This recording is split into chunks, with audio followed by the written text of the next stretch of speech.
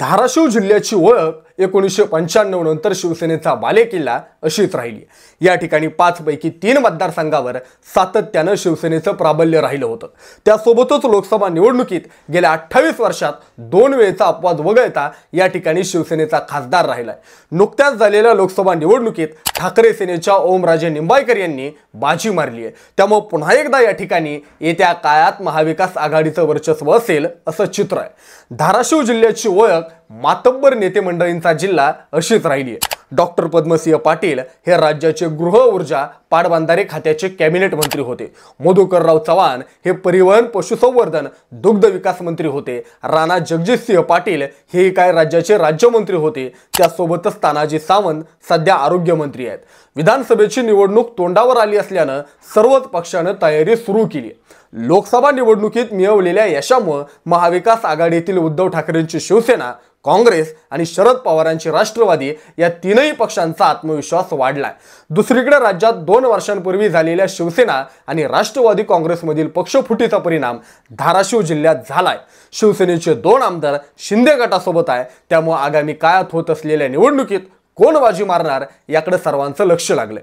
धाराशिव जिल्ह्यातील पक्षीय बलाबल धाराशिव मध्ये ठाकरे सेनेचे आमदार आहेत, तुळजापूरमध्ये भाजपचे आमदार आहेत, तर भूम परांडा आणि लोहारा उमरगा या विधानसभा मतदारसंघात शिवसेना शिंदे गटाचे आमदार आहेत। सध्या महायुतीचे 3 आमदार आहेत, तर महाविकास आघाडीचा केवळ एकच आमदार आहे। धाराशिव जिल्ह्यातील आमदार आपण कोण आहेत ते पाहूया। धाराशिव मध्ये कैलास पाटील शिवसेना उद्धव ठाकरे गटाचे आमदार आहेत।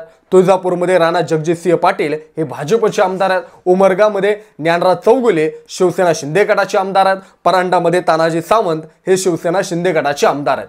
नुकत्याच झालेल्या लोकसभा निवडणुकीत महाविकास आघाडीचे उमेदवार ओमराजे निंबाळकर यांनी 3,30,000 मतांनी महायुतीच्या अर्चना पाटील यांचा पराभव केला होता।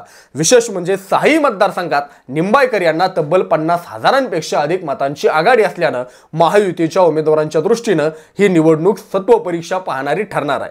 या लोकसभा मतदारसंघात धाराशिवमधील 4 तर लातूर जिल्ह्यामधील औसा तर सोलापूर जिल्ह्यातील बार्शी विधानसभा मतदारसंघाचा समावेश आहे। 2019ची विधानसभा निवडणुकीत नेमकं काय घडलं होतं तर धाराशिव विधानसभा मतदारसंघात 2019च्या विधानसभा निवडणुकीत उद्धव ठाकरेंच्या शिवसेनेचे उमेदवार कैलास पाटील यांनी राष्ट्रवादी काँग्रेसचे उमेदवार संजय निंबाळकर यांचा पराभव करीत बाजी मारली होती। ओमराजे निंबाळकर आणि कैलास पाटील यांनी शिवसेनेत फूट पडल्यानंतर उद्धव ठाकरेंसोबत राहण्याचा निर्णय घेतला होता।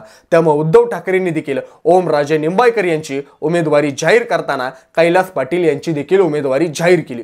ओमराजे आणि कैलास पाटील यांनी धाराशिव विधानसभा मतदारसंघ चांगला जनसंपर्क निर्माण केलाय। या निवडणुकीत कैलास पाटील यांच्या विरोधात तगडा उमेदवार उभं करणं महायुतीसाठी महत्त्वाचं ठरणार आहे। या ठिकाणी ते दोघेही पक्षाशी एकनिष्ठ राहिल्याचा फायदा त्यांना निश्चित होणार आहे। महायुतीच्या जागा वाटपात ही जागा कोणाला सुटणार याची उत्सुकता आहे। शिंदे गटाकडून मंत्री तानाजी सावंतांचे पुतणे धनंजय सावंत, सुधीर पाटील, अनिल खोचरे यांचं नाव चर्चेत आहे, तर भाजपकडून दत्ता कुलकर्णी, नितीन काळे यांच्या नावाची चर्चा आहे। तुळजापूर विधानसभा मतदारसंघात 2019 मध्ये माजी मंत्री राणा जगजितसिंह पाटील यांनी भाजपमध्ये प्रवेश केला। दरम्यान भाजपमध्ये प्रवेश केल्यानंतर राणा पाटील यांनी पारंपरिक मतदारसंघ सोडून तुळजापूर विधानसभा मतदारसंघातून निवडणूक लढवण्याचा निर्णय घेतला। भाजपकडून त्यांना उमेदवारी देण्यात आली। त्यांनी काँग्रेसच्या मधुकरराव चव्हाण यांचा 23,000 मतांनी पराभव केला होता।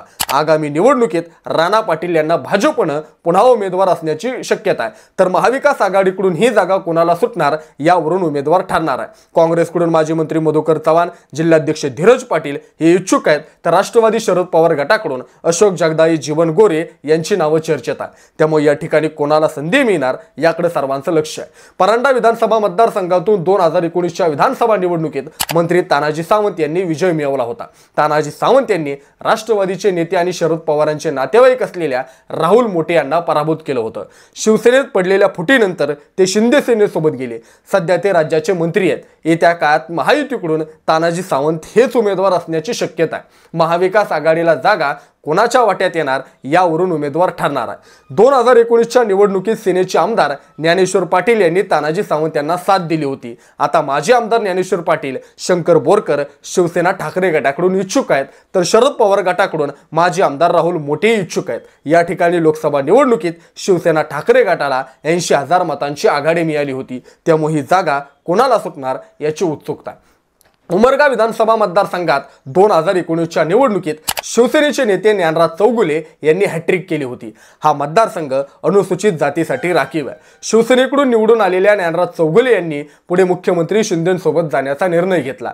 2019 मध्ये त्यांच्या विरोधात काँग्रेसच्या दिलीप भालेराव यांनी त्यांना तगडं आव्हान दिलं होतं। या ठिकाणी लोकसभेत ठाकरे गटाच्या निंबाळकर यांना मोठी लीड मिळाली। आगामी निवडणुकीत शिंदेंच्या शिवसेनेकडून विद्यमान आमदार असल्यानं ज्ञानराज चौगुले यांना उमेदवारी मिळू शकते, तर दुसरीकडे महाविकास आघाडीत शिवसेना ठाकरे गट की काँग्रेस यापैकी कुणाला जागा सुटणार याकडे सर्वांचं लक्ष लागलंय। अशाच प्रकारच्या महत्त्वाच्या व्हिडिओ पाहण्यासाठी आमच्या बोल रे भावा या YouTube चॅनलला सबस्क्राईब करा ही विनंती। धन्यवाद।